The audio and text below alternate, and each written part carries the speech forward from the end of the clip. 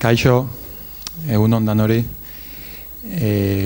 Gure tarte honen asmoa izango da atzerreko herrialde bat aztertzea, Rusia, eta aldogun neurrian behintzat, gure esperientzia eta gure bizipenak hizkuntza errealitatearekin lotzea.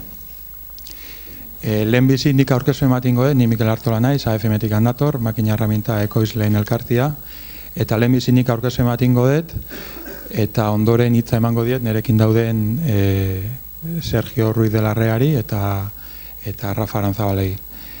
Sergio Ruiz de Larrea Ona Elektrologien enpresatik dator, Durangotik, eta Rafa Aranzabal Arrasateko Fagor Automation enpresatik, eta biak ere esperientzia handia daukate Rusian, da askotan ibili dira herrialde horretan.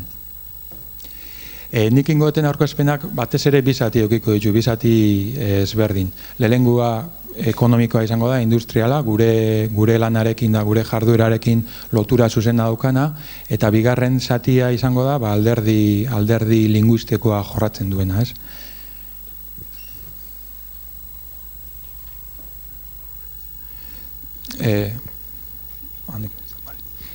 Rusia zalantzari gabe ikusiko dugun bezala, herrialde anitza da, eta ezberdintasun ugari daude, baina era berean ikusiko dugu ere bai, Rusiera ez dan hizkuntza txikituen egoera, hizkuntza txikien egoera hobeto esan, oso osasuntsua ez dela gaur egun.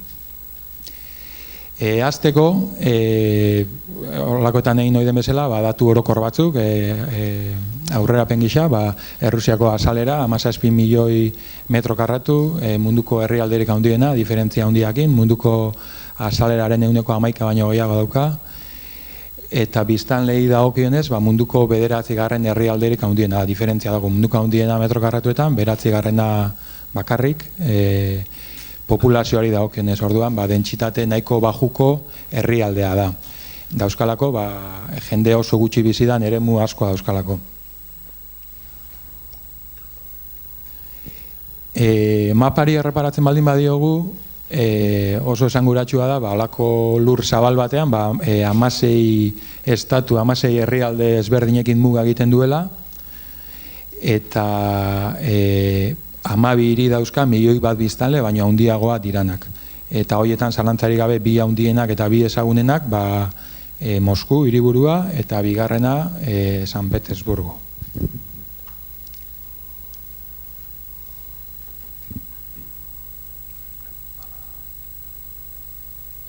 Ez da funtzionatzen, baina, berdin dio.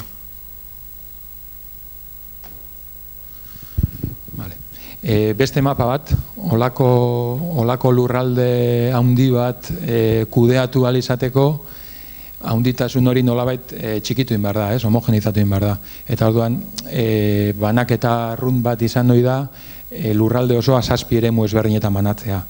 Berez, 83 dira eremuak edo subjektu politikoak, baina 7 eremutako banaketa bat egiten da. Eta nahi badezue banaketa nabarmenago bat oraindik, 2 kontinenten banaketa, ez da? Rusia Europan dago eta Asian dago era berean. Asiako eremuak hor 5 eta 4 zenbakiarekin agertzen diana dira, Siberia 5 eta 4 ekialde urruna deitzen dena, eta gainontzeko 5 Europa geografikoa konsideratzen da hortan. Aipagarriak 6 zenbakiarekin dagona Ural zonaldea ditzen dena, Ural mendikate bada eta berez Europa eta Asiaren banaketa geografikoa bezala kontuan hartzen da. Eta aipagarria ere 7 zenbakiarekin dagona, 7 zenbakiarekin dagona, Volgako eskualdea, Volga ibai ezagun bada, Europako ibai luzeena, eta Rusiako historian da bere izakeran garrantzia handia dauka, eta era berean gero ikusiko ditugun hizkuntza eta etnia eta nazionalitate ezberdinen zonalde oso nabarmen bada.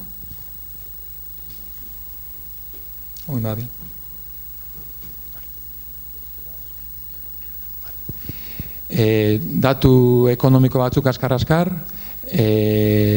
barne produktu gordinaren arabera 5. edo 8. ekonomiarik handiena da, indikatzaile ezberdina dira, baina gehien erabiltzen den arabera munduko 8. ekonomiarik handiena.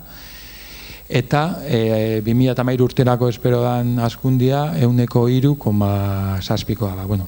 Ez dago Europako krisiaren parametroetan, ez dago ez da ere herrialde hazkunde handiena izaten ari den herrialdeen parametroetan ere, tarteko bidean dagoela esan dezakegu hazkunde ekonomikoari begiratuta. Langabezia datuak, mengoekin konparatuta txikiak, 1% ez da iristen, eta ero bi ekonomiaren nik uste dut bi ezaugarri oso garrantzitsu dira, baliabide naturalen pixua, petrolio asko eta gas asko dauzkatenez horret diru sarrera handiak ematizkio herrialdeari, eta horrek era berean egiten du egitura ekonomikoa modernizatu behar hortan, diru sarrera asko dauzkanez, oraindik ez da eguna iritsi, benetan eutzi diotenari, modernizazio ekonomiko horri ekin beharrari, alegia, ekonomia geizki ez dijoa petroleari eta gasari esker diru sarrera handia dauzkatelako, eta orduan, egiteke geratzen zaizkie gauza batzuk, tartean oso garrantzitsua, egitura ekonomikoa modernizatzea. Beste mapa bat hemen, industriaren kokapengune nagusia zeintzu diran, lehen esandako biri nagusien inguruan, noski, Moskun inguruan, San Petersburgo inguruan, beste bi gune oso garrantzitsu Uralen inguruan hiri ezberdina daude, garrantzitsuena Ekaterinburgo deitzen dena da, eta hor ere industria gunea handia daude, eta horra aipatzen den, nabarmentzen den laugarren hiria Perm da, lehen aipatu den Bolga ibaiaren inguru horietan hiri industrial asko daude, eta behar bada industrialki aipagarrenetariko bat Perm hori izan da. Hor, beste ezaugarri bat ere jartzen dugu estatuaren planifikazioa eta sakabanak eta gainditzeko neurriak oso herrialde handia denez, eta batez ere urte askoan sistema ekonomiko berezi baten ondoriak eduki ditunez, alegia sistema komunista edo sozialista, aipatzekoa da ere bai, olako herrialdea hunde baten,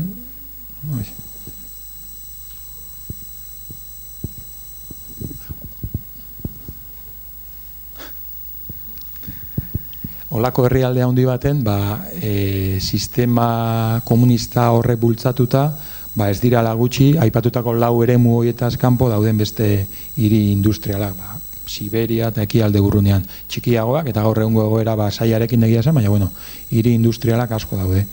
Eta industria garrantzitsuena, automobilgintza, aeronautika eta aeroespaziala, petrolioa, gasa eta energiarekin lotutakoak, armamentua, makinaren militarra, eta bar.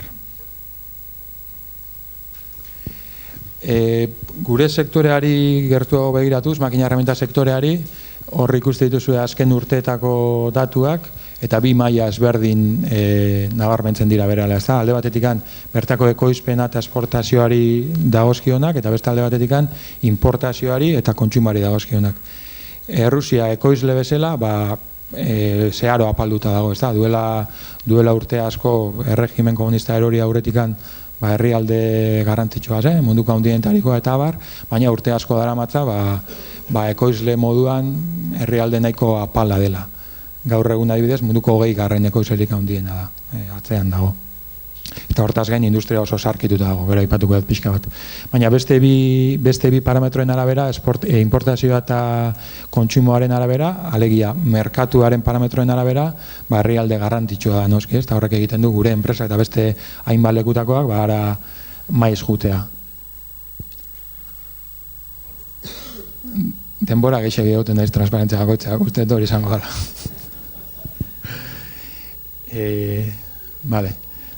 Industriaren zenbait ezaugarri, motz-motzean, baina garrantzitsua dira, Errusian merkatua ulertzeko.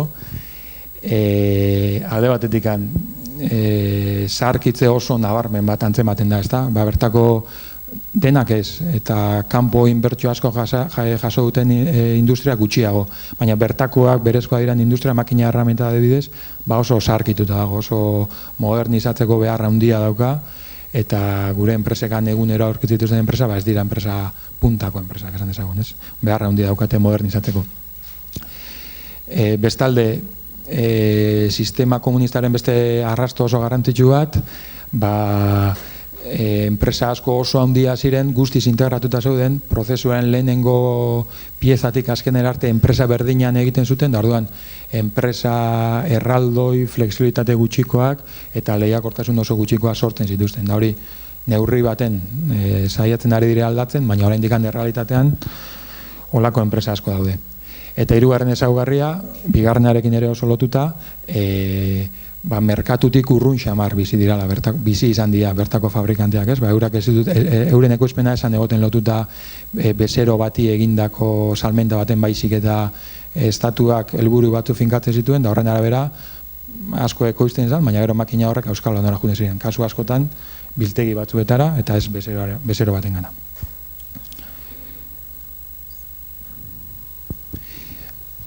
Hausan, aipatzen dizuen moduan lehenengo zatia, zati ekonomikoa industriala gure aktibidadeakin lotura zuzena daukana, eta bigarren zati hontan, hizkuntzen azterketa txiki bat egingo dugu, ezta?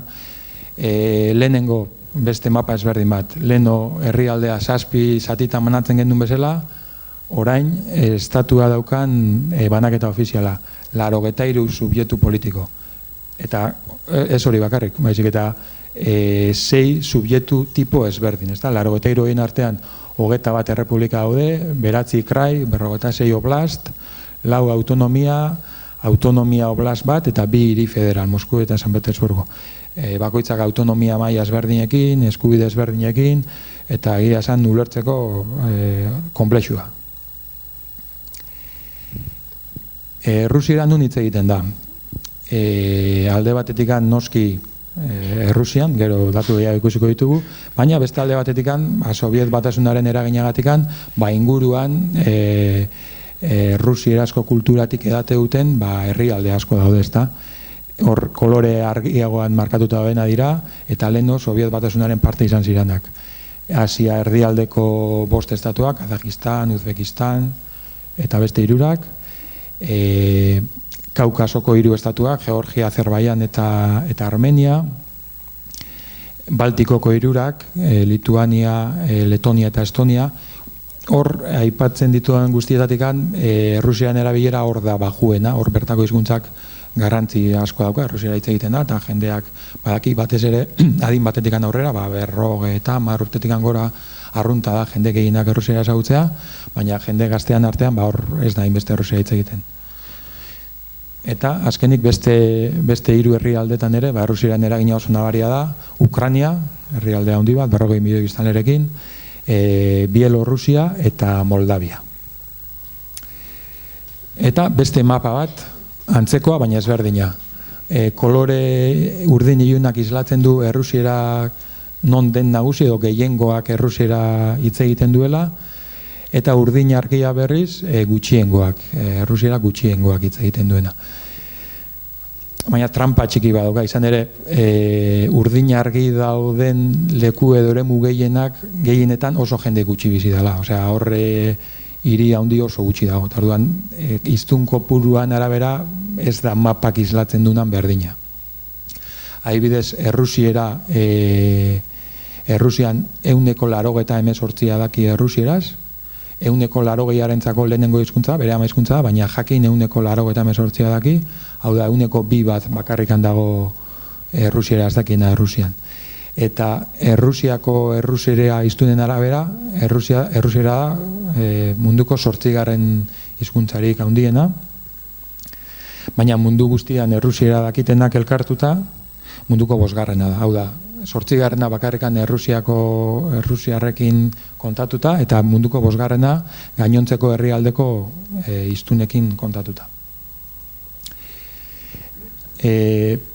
Mapa honetan agertzen dira errusiera ez beste hizkuntzak herrialdean nun dauden banatuta. Kolore morearekin errusiera hitz egiten den lekuak, eta ondoren kolore berde argiarekin beste, ez hizkuntza barkatu, hizkuntza familiak. Errusiera da morea, errusiera edo indo-europearra, eta gainontzeko Errusian hitz egiten dira gainontzeko 4 familiak, guztira 5 familia hizkuntza delako, gainontzeko 4 dira berde argiarekin agertzena da, familia altaikoa deitzen dena, altaikoaren 2 hizkuntza zutabe nagusia dira turkiera eta mongoliera. Eta 2 horiek ez dira Errusian hitz egiten, baina familia hortako hizkuntza ugari daude. Kazajstandera, Uzbekistan da horredanak, familia berdinekoa dira, baina Errusiakoa beste batzu dira, Volga inguruan batez ere hitz egiten dira. Garrantzitsuena da tatariera, tatar, gaztelera, zeraten dena. Hurrengo familia handiena da altaikoa da Europako bi hizkuntza nagusi daude, Finlandiera eta Hungariera, hoien familiako hizkuntza ugari hitz egiten dira. Guztira 2,5 milioi hiztun daude familia hortakoak. Altai hizkuntzakoak ez dut esan, baina 10 milioi hiztun dira. Eta gero, bosgarren familia txikiena, bosgarren familia hizkuntza paleo-siberiarrak deitzen diranak, eta hizkuntza oso txikia dira, guztira 25.000 hiztun baino ez daude. Eta tartean utzi detena beste mapa badagolako da Kaukasoko hizkuntzak, eta hau da, zalantzari gabe, nasketen artean, nasketarik handiena. Kaukasoko hizkuntzarik handiena, hiztun kopuruaren arabera, Georgiako hizkuntza da, estatu propioa dauka Georgiak, baina hortaz gain, eta hor mapa horretan asmatzia ez da erreza, baina igarriko duzu Damaseko nasketa dagoela, ez da. Kaukasoko beste hizkuntza batzuk Txetxeniera adibidez, Rusiako hegoaldeko Txetxenian da inguruko beste leku batzuetan hitz egiten dena, Abjasiera eta beste hainbat. Baina Kaukasoko hizkuntza bakarrik ez, beste 11 hizkuntza daude, ez da. Indo-europearrak, Errusiera nagusi, baina Armeniarra, Irandarra, Osetoa eta bar, eta baita ere lehen aipatutako altaiko hizkuntzak Turkiakin lotura daukatenak. Eta bukatze aldera, beste hizkuntzekin beste datutxo batzuk, lehen esan dut, 180.000-arentzako Errusiera dela bere ama hizkuntza, ia 116 milioi hiztun Errusian, bigarren hizkuntza tatarierra izango zen, 5,5 milioi hiztunekin, Ukrainiera hirugarrena, estatu propio dauka, baina Errusian ere Ukrainiatik etortako jende asko dago, eta ero beste hainbat eta hainbat hizkuntza. Guztira 106 hizkuntza daudela esaten da, horietatik 24 instituzionalizatuta edo ofizialak, 18 garapenean, 27 arazoekin, eta 30 desagertzearra, hizkuntza txikiak eta normalizazio oso gutxirekin. Aipatzeko ere bai, historiagatikan Errusieraren aldeko presioa oso handia izan dela, eta horrek hizkuntza txikia bigarren maila baten utzi ditu, eta aipatzeko ere bai, gaur egun dauden tensioek, ez dutela asko laguntzen beste hizkuntza batzuen garapenerako, ez da? Eta hiri handietan, Moskun nahi bidez, ohikoa izaten da Errusiako leku ezberdinetako jendea bertan bizira eta beraiekin topo egitea, beraien hizkuntza propia daukatenak, baina Errusiera jakin ohi dute eta normalean hizkuntza horretan hitz egiten dute bereziki. Eta, aurkezpena esan deten bezala, bi zati oso ezberdinduak, ez da, ekonomikoa eta linguistikoa, eta Sergioren eta Rafaren esperientzia eta bere bizipenak entzun aurretikan lotura bezala esan dezagun, aipatuko dut, eurak sakonago aipatuko dute, baina aipatuko dut, eta pixka da aurretikan aipatutakoarekin lotuz, euren enpresa ikuspegitikan Rusian saltzeko biderik arruntenak izan ohi dirala banatzaile baten bitartez, hori da biderik erabiliena, delegazio propio bat irekiaz, edo zaiena izan daiteke bertako ekoizleekin akordioren bat lortuaz. Eta merkatuaren ohiko zailtasunak izan ohi dira, hor jartzen ditudan hirurak, burokrazia, oso merkatu burokratikoa da, eta zaila, eta komplexua, negozioa bera komplexutasuna handia dauka, eta noski, aipatu duten bezala, geografia, eremu erraldoi bada, eta hori gestionatzeko zailtasun asko daude. Eta besterik gabe, hitza emango diot Rafari, bere Fagor Automationeko esperientzia kontatu diezago. Egunon, nire izena Rafa Aranzabal da, Fagor Automationetik nator, eta Errusia merkaturako CNC-ko negozio arduraduna naiz. Daramat negozio herrialde hau eramaten azkenengo 4 urteak, Eta, bueno, pizkat Fagor Automationek egiten duena da CNC eta kaktadore lineala fabrikatu. Errusiako merkatuan ibili gara lanean azkenengo 14 urteetan banatzeiekin, eta orain dela 4 urte erabaki genuen delegazio propio bat irekitzean. Han daukagun jentea, guretzat beharrezkoa da inglesa hitz egitea. Daukagun jentea daki ruso eta inglesa. Guk ez dakigu, ni bentsat ez dakit rusos, eta karoan guk eskatzen dieguna gure jenteari da, bentsat inglesa hitz egitea. Handaramagu gaude kokakututa Moskun, eta gehien bat gure lana egiten dugu Mosku aldean eta San Petersburgon, da pizkat Europa aldean. Guk Asia aldera ez gara sartzen, orain arte bentsat ez gara asko moitu erdialde haietara. Gure bezero naturalak izaten die fabrikanteak. Mikele komentatu duen bezala, Errusiako ekoizleak edo fabrikanteak mundu mailan behera egin dute azkenengo urteetan.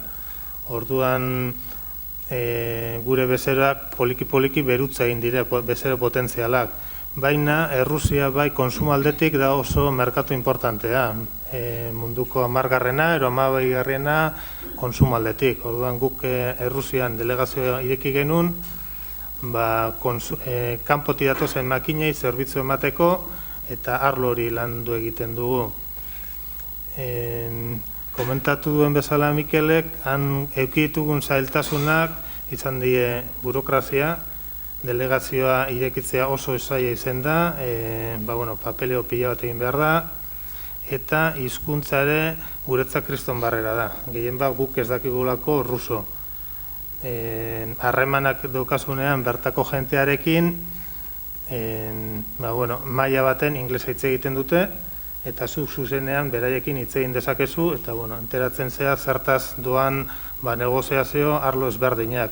Baina beste momentu batzutan pasatzen die beraiek rusora, eta guk kanpo gelditzen gara. Orduan behar ditugu bertako jenteak sartzen dire, eta hori guretzat nahiko barrera handia da, hizkuntza. Ze gertatzen da, Fagor Automarionentzat Rusia merkatua, momentu honetan ez dago lehenengo 10 merkatuen artean, baina hazkundea ikusten dugu etorkizunean, eta orduan pizkat guk eman beharko dugu beste pauso bat. Pizkat barrera hau errusuarena nolabait saltatu egin behar dugu. Bestela beti gelditugu kanpoan, eta beti beharko ditugu azkenean itzultzaile bat behar duzu. Gure esperientzia, eduki ditugu hasieran urte nahiko gogorrak, ze sartu ginean delegazio propioarekin 2009-garrenean, justo krisia egon zenean, baina bain azkenengo urtetan poliki-poliki bagoaz merkatu ezagutzen, eta poliki-poliki negozio egiten. Ez dakit besterik, igual Sergio emango dietitza, eta gero igual galderak ere badokazue. Arratsaldeon, izena Sergio Ruiz de Larrea da, ni Ona Elektroerosionetik nator, zuzendari komertziala naiz, onan. Gu elektroerosio makina fabrikatzen ditugu, eta kontatu nahi dizut pixka bat laburki zein izan den nire erlazioa eta ondaren erlazioa Errusiarekin, nahiko berezia izan delako, ezta? Ni 2001 urtean sartu nintzen onara, gestio eskolan ikasita gero, eta praktikak egiten hasi nintzen, administratibo moduan, ezta? Baina urte bat geroago, zuzenari garai hartako zuzenari komertzialarekin hitz egin nuen, eta esan nion, nik genuela hori aldatzea, ez administratibo moduan ez nuen nire burua ikusten, eta orduan, herrialde baten ardura gutxienez nahi nuela, aukera hori. Eta ezezkoa eman zidan, zeuden beste 4 edo 5 komertzial herrialde ezberdinen ardurarekin. Baina esan zidan, ideiaren bat baldin badaukazu, esaidazu eta ikusiko dugu, Eta orduan mapa ikusi nuen, eta ikusi nuen Errusia nahiko herrialdia handia zala, ezta? Eta orain dela, egiten zuela uste dut, 15-16 urte ez genuela ezer saltzen. Eta orduan, baskatu nion. Mesedez, emaidazu aukera Errusiarekin hasteko, ezta? Bueno, hasi. Ez dakit lortuko duzun, baina, bueno, zu hasi eta ikusiko du. Eta orduan, niretzako erronka bat izan zen, ezta? Eta aukera bat, pertsonalki aukera bat, enpresan karrera egiteko, eta bueno, ni pertsonalki bai aukera hori emateko. Hasi nintzen Errusiara joten, eta konturatu nintzen potentziala izugarria zela. Eta hori baino importantea dagoa,